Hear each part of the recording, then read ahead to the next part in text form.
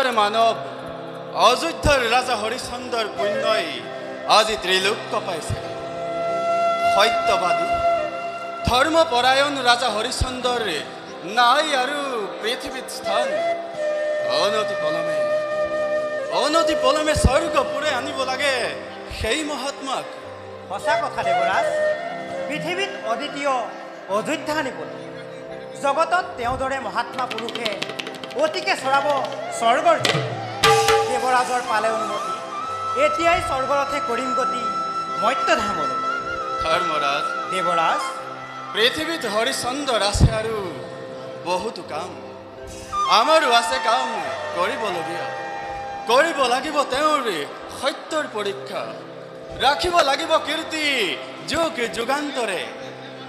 শুনা ধৰ্মৰাজ, কওক দেৱৰাজ। বিশ্বামিত্ৰক দিব লগা দানৰ দক্ষিণা হৰিচন্দৰ আজিও বাকী। দক্ষিণাৰ চিন্তাত ৰাজা অতিকে হৈছে অস্থিৰ। অন্য হাতে দক্ষিণাৰ বাবে ৰেখি ওলালাই। মাত্ৰ এমাহ সময় লৈ কাশী ধামে কৰিছে গমন। গতিকে ব'লা আমিও ছদ্ম বেশ ধৰি কিনি ল'ম হৰিচন্দ আৰু তেওঁৰ পত্নী কব্যাক।